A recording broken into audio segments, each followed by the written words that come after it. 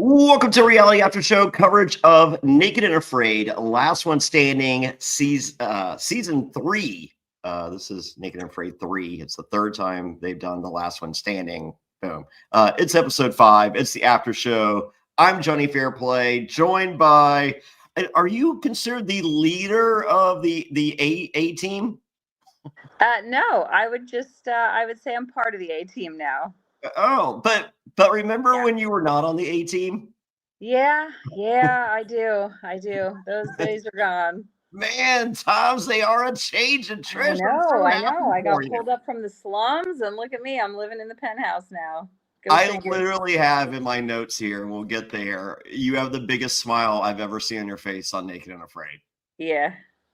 Yeah, it was pretty hilarious. Just everything that came together at the same time. Just And when I showed up, Jermaine thought he was a shoo-in. He thought he was getting picked hands down, and I was going packing down the road. So I was kind of expecting it. I'm like, yeah, of course they're gonna want, 3 strong guys on their team. And when they chose me, I was like, wait, what? I was, and because I knew the discord happening between Patrick oh yeah. and Jermaine, and I was like, oh, this is a powder keg right here. This is amazing.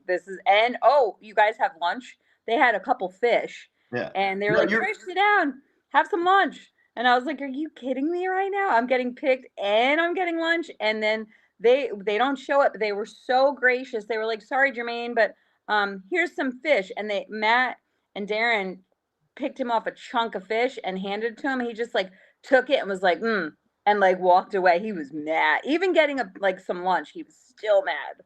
your You see it on his smile face. gets your smile grows by the second throughout this episode. Yeah, You're just like, oh man, this. You're like, because you're just there looking, was and no one else is smiling like you're smiling, and you're just like, there was so much happening that you don't see, and the personalities and the attitudes and the tantrums and the comments, and of course you don't hear it, but Darren says, yeah, sorry, Jermaine, we're not trying to have it a sausage fest up in here. They didn't make the cut, but I died. I was like, oh my god. this was So yeah, it was a lot to smile about. I could have took a little more deer in this episode. I thought this was a good deer in episode, but I feel like there was a lot on the cutting room floor Yeah. because I when it comes to like primitive axes, him Napoleon Dynamite shaming the other axes, I feel it could have been a good 10-minute segment. Yeah, it could have Like been. your And axes, like they're those not even axes, axe worthy. yeah, I mean, they were fantastic axes. They really were built well. And of course, I got the one that had a break. So I'm like, oh yeah, Trish broke it. Of course. Why, Of she's course. useless. Why wouldn't she keep the axe going? Like, yeah, It that was was all you. his axes were definitely superior. And I mean, they were in season 2 as well. They were, but I had the best axe out there that was the most effective long term. Um, but this time Darren spearheaded that, and yeah, we all helped up. We put them together, but it doesn't matter if it fell apart anyway because we still kicked ass in the challenge. Yeah, no, it was great. But the of course the acts that you have, I'm just like, all right, well, we got to give Reddit something to talk about, right? Yeah, of course. Yeah. And I'll tell you what, those scapulas, when we got up to the challenge site, and I got to look at Jermaine and Patrick and Cheeny's scapulas. Everybody looked at each other like, what the fuck? Why are they using old, dry, brittle, rotten bones and a scapula is really, really thin and you could already see the crack down it. I'm like, okay, I don't understand this, but Yeah. So, well, they're they're going to learn you guys something. So pay attention. And if you're paying attention, I guess this has been a recurring theme. The intro video this week ended with Cheeny saying Australia. So we might be getting a Trish Australia. we might. I mean, we all did it. We all took our turns doing it. I don't know where the Trish Australia is, but maybe it'll come. I don't know. I Maybe that's on the feel cutting room floor. I feel like it's not a good sign. So I'm kind of hoping you don't get one. We'll see. I don't know. Yeah, We'll see. It's quite an interesting little clip for what's to come. Yeah. So we start with Cheney saying Australia, to which this is followed by Cheney saying, our camp has been together since day one, and no one else can say that. And I'm like, that is true. Nobody else would have wanted to say that in that camp, that's for sure. No. Because they all came in waves. The funniest thing, Johnny, is so obviously we don't get to see any of it, but that's probably the funniest thing out of that whole entire camp is because one minute you'd see like Cheney come walking over and they got that like yeah, you ever see the Charlie Brown character like I'm so tired. I'm so sleepy. They would all come like Debbie Downers, one at a time, like just to bitch at each other. Like Cheney would come and be like, Patrick and Jermaine, oh my God, they're just fighting all the time. And then a couple hours later, here comes Jermaine. Oh, I can't stand Patrick. Oh, I can't freaking stand him. And then Patrick would do the same thing. So we were all like the little like psychologists, this therapist. They'd come to our camp to bitch about their own camp. We were dying. They basically gave us all the cards we needed to read. I love it. I love it. So a one-page book, if you will. Oh God, yeah, one page. That's it. And they all had the same argument. It was just like this revolving circulation of bitching. And we were all just chilling like this is pretty hilarious. No, I'm so happy. This makes me so happy just watching you relish in, oh my God, like the Naked and Afraid gods and stars align to finally give Trish a smooth path. So we'll get to and, Matt and Darren both made some comments to me while we were there because I had known Darren from the previous season, but I had never met Matt until this production, and so we were just getting to know each other anyway. And he sat down. We were at the fire one night, getting ready for bed, and he says, Trish, I heard a lot of negative things, just from Amber and from other people that are around Amber and obviously her friends. And he said, you're actually a really good partner and you do boil water and you do get firewood and you do contribute. He's like, we've got to change your image. He's like, I'm going to change your image. He's like, this is bullshit. Like, you should not be getting an edit like this, or you should not have people thinking this of you. He's like, because that's not you at all. And Darren's like, yeah, he's like, she's awesome. Like, we had a great time. And what the fans see is just the crap that the network wants you to see. They don't actually see the camaraderie, the fun, the laughing, the working together. So it's like I caught so many fish out there this time around that like I don't even think I could count them. Like we ate so much, and you see me catch one fish the size of like a minnow, and I'm like, okay, like keep making Trish look useless. I got it. You need a villain. I got it. Well, to get the savage Rob, that's as good as it gets on Naked and Afraid, huh? Yeah, I mean, it tells a lot if when they're not around and they're doing their like side interviews, if they're not talking crap about you, that should tell you something that there's nothing to talk about. Yeah. So well, go ahead. No, that's pretty much it. So it tickled me a lot to just be in the camp with them and Matt Wright and Darren together with their stories, like the storytelling about like Matt's like stripper days were fantastic. Oh, Matt Wright was a stripper? He was back in his young hot days before he was married. And he's got some stories to tell me and they're fantastic. Wow. Better than any Naked and Afraid episode are Matt and Darren's stories. Okay, well, when the season ends, let's do a few interviews. Let's do a Darren interview and a Matt interview. Oh yeah, I think you should make that. Yeah. All right. So, well, Jermaine explains that they didn't get to choose which camp they were in; they were just dropped off. He's such a liar. I saw that. I was like, oh my God. Well, guess who didn't believe that? Anyone. Yeah, they didn't believe that for a second. They knew. Like, are you sure? He's like, yeah. I don't even know what the point of making up that lie was. Like, why? I don't understand how it like played into any gameplay at all, except it just kind of stroked his own ego to show that he wasn't picked last, which he was. He was picked last. Oh God, it made me so happy. Well, guess what? Trish, you love fish. You're a big fan. That's good. This is where you name Patrick Tricky for the first time of the show, and you get credit for it. I named him Tricky season 2. I called him Well, tricky the entire season, but they really, I don't know why they just started adding it now, but he's been tricky since season 2.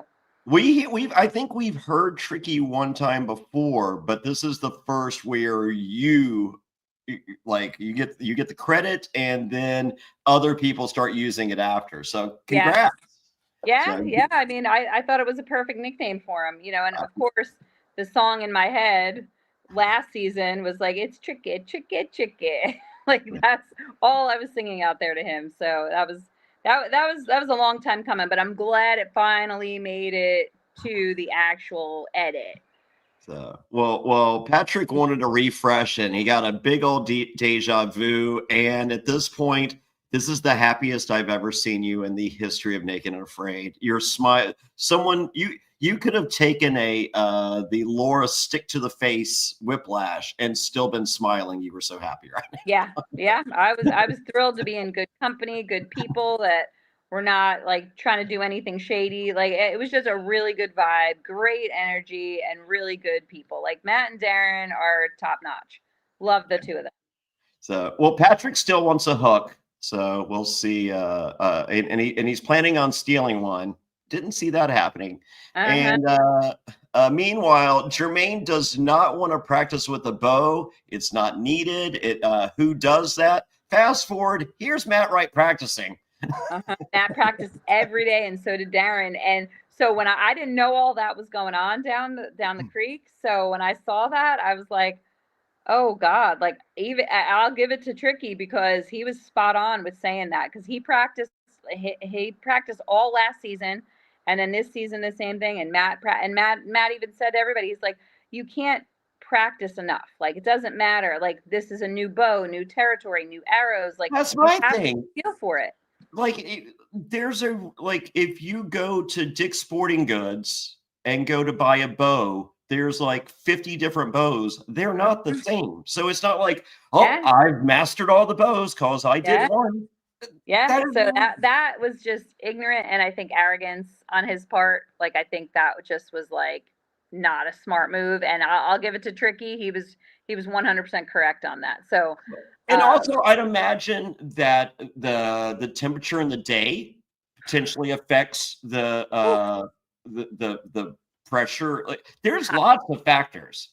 hot. I mean, Australia is hot during the Yeah, day. but when you imagine that temperature could affect. Oh yeah. And that's the thing is Jermaine was affected by the heat a lot. Like he was definitely, I mean, he's dark skinned, so in that heat, like it was doubled for him. So if But I see anybody needed to practice, it was Jermaine. yeah, but I see the bow reacting. Like I feel like the tension on the court based on heat would Yeah. Oh could, yeah, yeah. yeah. So Absolutely. yeah, but this Yeah. guy's like, yeah, no, I did a bow and arrow when I was 12. I'm pretty sure I know how to do all of them. I'm like, oh okay, my bad. Yeah, yeah. It just didn't make any sense and like just acquiesce a little bit, if you want to like save face and not look ridiculous, like put your ego down, but that was a tough one to do. So I think it's it was because Patrick asked him to do it. I think if yeah. Savage had said that, he would have been like, oh okay, Um maybe. maybe. I'm not 100% sure on that. But the fact that Patrick said it first, it doesn't matter. It's Patrick's Exactly. idea, and I'm not doing it. Exactly. I'll definitely agree with that. But yeah, I don't know if he would have just done that. I don't know. I don't know. All right. Jermaine Well, Jermaine's a good guy, but he's definitely stubborn. yes. Well, Mhm. Matt got one almost got one kill, kind of sort of, but it got away. But as Matt's dad and Taylor Swift said, you got to shake it off. Shake it off. I was not expecting. Too soon. You had to bring old Taylor into it, huh? We're trying to get clicks, Trish. Yeah, I know. Taylor Swift, you gotta shake it off. Yeah. I mean, either out there or in the bathroom, Yeah, But please. yeah, Matt definitely he puts the time in. That man, let me tell you something, Johnny. So again, another tidbit you don't see um is Matt, he likes to go out solo because when the crew is there, they're obviously going to scare away any of the prey. So Matt likes to like do his thing. He'll put the GoPro on. But I would see him get up. I mean, it had to be like 4 in the morning And I would just look over and across the fire, and there he would be doing push-ups and sit-ups and stretches. And I'm like, it's 4 a.m. We have not eaten, and where are all the calisthenics coming from? He's working out next to the fire, like getting himself up and ready. So Yeah. Darren and I would just lay there like, are you doing sit-ups and push-ups? What are you doing? And he would just do it, get energized, and then take off into the pitch black and just go. He puts the time in. Matt's definitely a dedicated hunter. Well, Jermaine just misses a deer. If only he had practiced. If only he had practiced. He just missed it by that much. Always that much. Yeah. So Max builds lean-to because you guys had all the materials for the dome, and you're like, fuck that dome. Yeah. Nobody wanted to reconstruct that. Yeah. So it's a Cheney. And fun fact, it never rained. It never rained once while we were there. Lucky. Not once. No rain, no bugs. It was fantastic.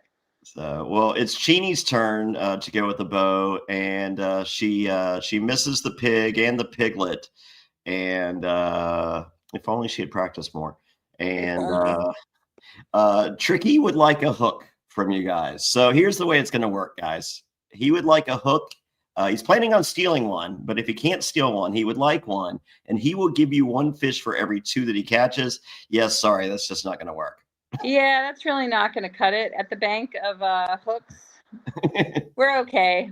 Yeah. We have all the hooks and 3 people to use them. We don't need your throwaways. Yeah. Well, he also gives you an update on Jermaine, to which Savage and Darren go, yeah, that's why we picked Trish. Yeah, they knew, because we had already spent a little time together, at the challenges and just kind of wandering around camps and things like that. And so they already got a feel for who I was and how I operated. And I'm pretty easygoing, and they knew that. So I don't think they wanted to deal with anything that came with Jermaine and his personality, because I think it would have really put a damper on that camp. So they did not want that toxicity in their little group. So they were like, yeah, let's pick Trish. She's at least more agreeable. Yeah. Malleable Trish. That's what the cool kids are calling it. The White Widow. Yes, the White Widow. So, well, it's early morning. Max and Matt are hunting. Matt misses. He's like, hold my bow. I'm going to go back in the evening. It's a big boar. He's feeding everyone. And as a result, we have Patrick caught on camera saying Matt is the best hunter, which I guarantee killed Patrick that they used that clip. Oh, he knows it's true. Everybody knows it's true. Everyone, but he did not want them to use it. Like, he said that to get part of the pig. Yeah. Oh, that's absolutely the only reason he said it was not meant to use. No. I did celebrity bull riding, and it was like Ty Murray, the greatest bull rider ever. He was with Jewel at the time. Right. And we had rode bulls that afternoon, and then that night we had a big dinner, and on the front porch, Jewel asked Vanilla Ice. She was like, "Hey, will you play your song?" And we play Ice Ice Baby. He goes, "I'll do Ice Ice Baby if you do your song first." And she's like, "Okay." So she sang, her big hit, and then Vanilla Ice. And so I did the confessional on that, because they're like, I never thought I would see Jewel open up for Vanilla Ice. And so the episode comes out, my phone rings, and Jewel's like, "Fuck you, motherfucker! I didn't open up for Vanilla." I love that. I love it. Well, she knows she opened up for him. She warmed up the crowd. Yeah. So, just saying. So the boar is bigger than Cheney. And good news, bad news, folks. It's 9 p.m. and it's now time to start processing a pig with your big machetes. What a nightmare is that?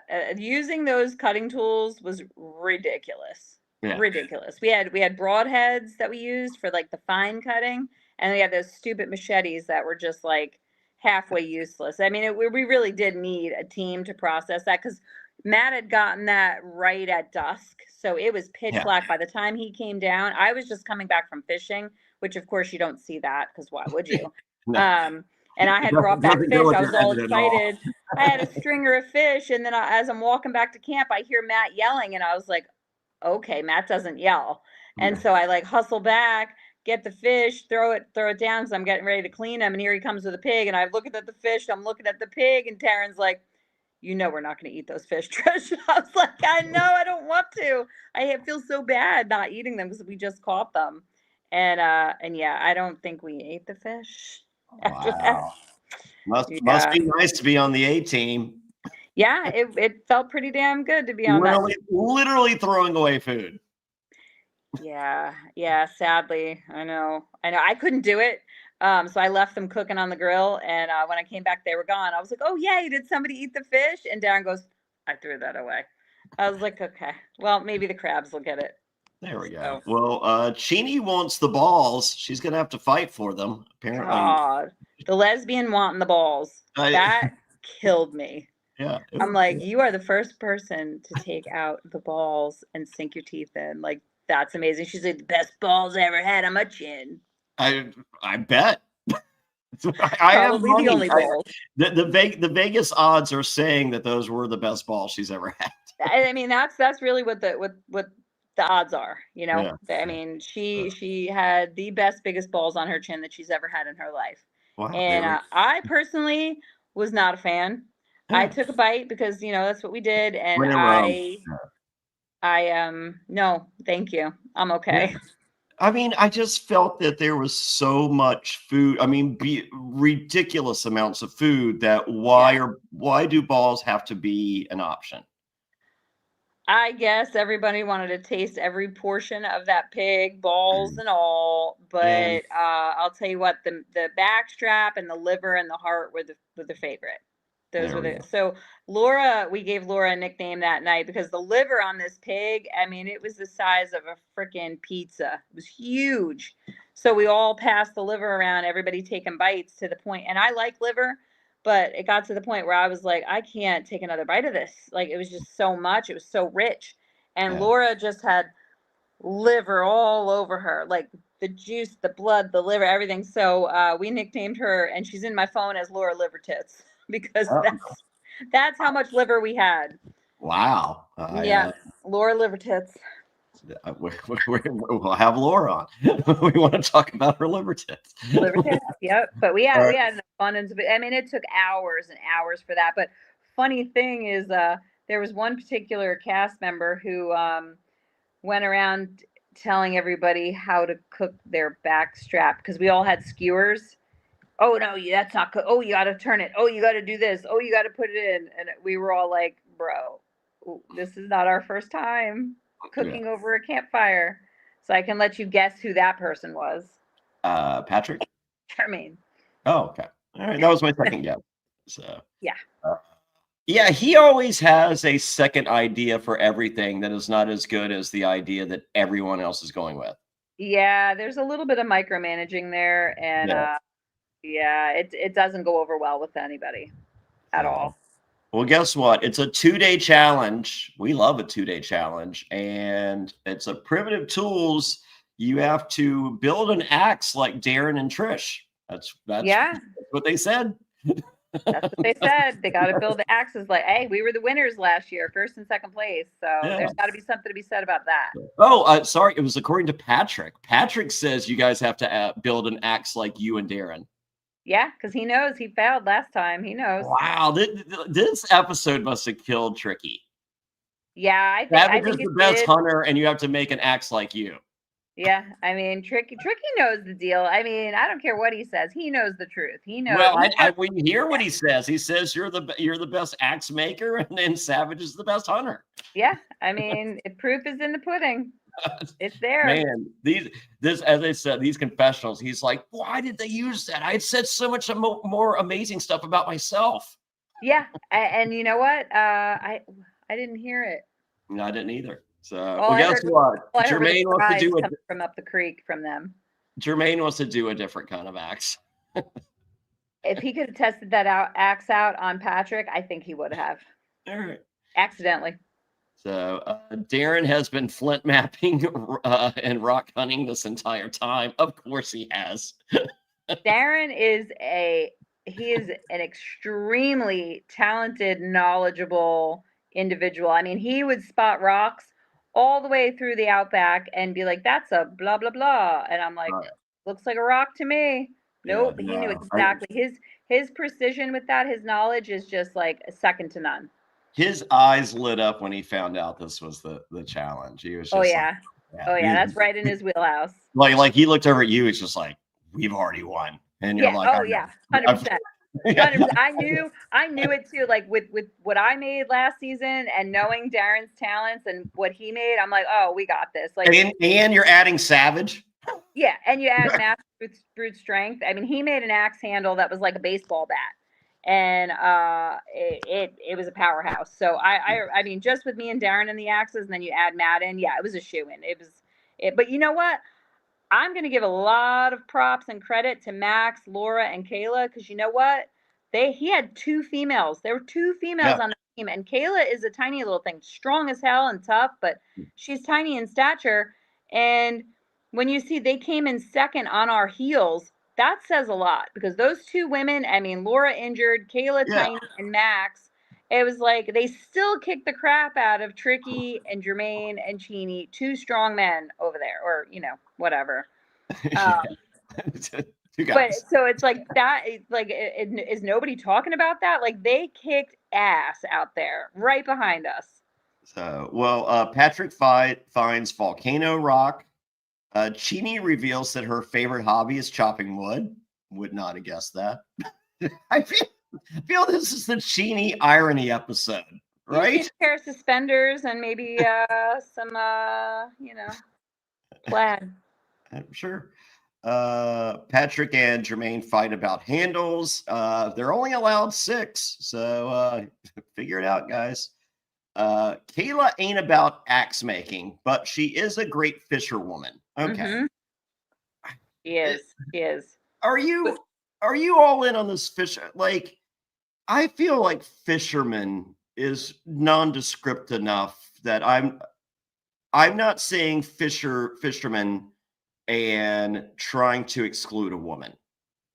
No, I don't like the term fisherwoman. I think it's cumbersome. Yeah, Yeah, I think it was Max that said it because Max is just the nicest guy on the planet. He is going to say that. But, yeah, Max is awesome, and he's trying to make sure he gives credit where it's due.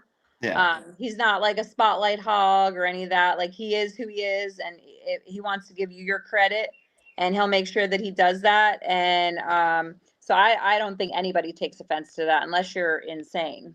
yeah. But I think the fisher woman, it was just like, we got it that she's but she's a fisherman. Like it's relax. Fishing. She's not a fisherman or a fisherwoman. She enjoys fishing and she's good at it. Like that's it. That's where like as I said, like it. I was more happy. It's just like, oh my God, is Max the nicest person on the planet? Like I took that from it more than the fisher. But at the I'm just like, oh, okay, I don't think Kayla needed fisherwoman. She didn't. She's not like that. She is okay with just accepting the credit for being good at fishing. Yeah, we're good there. So, well, Jermaine's heart isn't into this challenge, I bet. So, and then we have Darren Napoleon Dynamite shaming the other camp's axes. Dude, their axes are like the worst. Why are they even making them? And then Trish breaks one. I had to prove it. I had to prove his axe is wrong. Yes. So, well, you have to chop down a eucalyptus tree. They're all even, and allegedly, but if you notice, so we have to chop within the 2 ropes. Yes. If you notice how high up the ropes are, it's like you look at Laura chopping, it's so awkward. She's chopping like up high. There's no way to get like a full swing in. It was really beneficial for the guys. The area that those ropes were. I mean, for the girls, especially the shorter ones, it just you're not able to get a full swing with full power behind it. And she has whiplash right now. And she has whiplash. Yep. So that's a real thing. So, well, you're fighting the winning team. Your team wins smaller knives. You get 2 blades and 9 emu eggs, and the other second place gets 6 emu eggs and 1 blade. This is a non-elimination. All right, so when you guys win, you take the eggs and you hide them, and they kept showing that big like Gila monster or whatever lizard, and I'm just like, oh my god, does this lizard eat these eggs? Yeah, I don't know what that was. I never even saw that lizard. I'm sure it's B-roll. It's just B-roll. It's absolute B-roll. Yeah, we never saw that. But I'm saying, I'm like, oh my god, because we see I think Laura or the other second place, they bury theirs. We see them more bury the eggs in the ground. Whereas I feel like you just found a good hiding place. I'm like, oh my god, Trish, or is that lizard really going to eat your eggs? No, I buried mine into the sand because we wanted to keep them cool. So we actually, all three of us, Darren and Matt, we all buried our eggs in the same spot and then covered it up with the paper bark just as like a marker. So we knew not to step in that area. But because we obviously didn't want anybody to take them. We wanted to hide them to preserve them to make sure that they weren't going to spoil. So that was the smartest thing, was to bury them. Okay, yeah. So we heard her say that she was digging, and then we saw you with the paper bark, and I'm like, oh my god, the Gila monster is going to eat these eggs. Nah, not this time. So were they good? Delicious. I've had ostrich eggs and I've had these emu eggs, and emu eggs by far so much better. So much better. And they're huge. It's like a dozen eggs. It's ridiculous. So we split, like we would split one egg, like between Matt and Darren and myself, we would split one egg. That's perfect. And be fine. So, well, guess what? It's time for the competition. Darren's axes don't. Oh, Trish, why did you sabotage Darren's axe? I really didn't want him to look good out there. I wanted it to look like he didn't know what he was doing with those axes. Sure. All right. Well, that's a good team member. So way to go. I'm surprised I haven't heard about that. Trish sabotaged Darren's axes. It's in my notes. So it's there. I double checked with Jermaine. He said it was true. We planned it. So guess what? You're first. You're the real A team. It is a landslide victory. Holy moly! Max and the gals are second. Jermaine rolled his ankle. Can you believe it? No. All right. Yes, sure.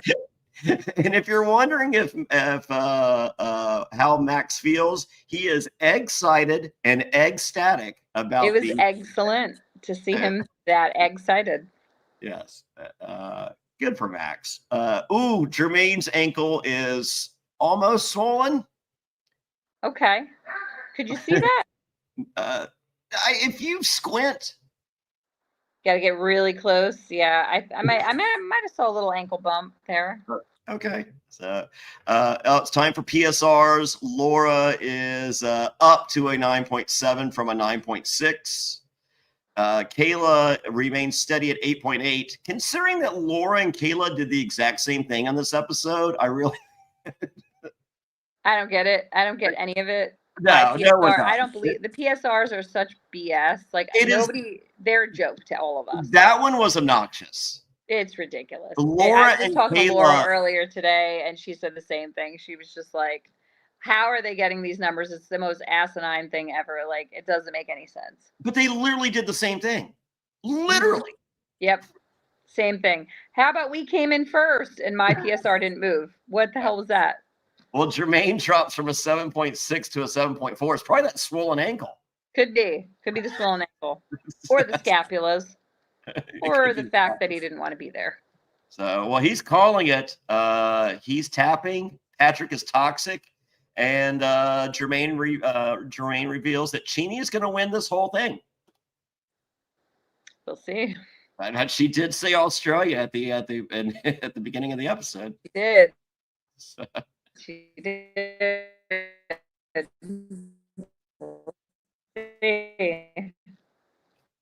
Uh-oh. We'll see.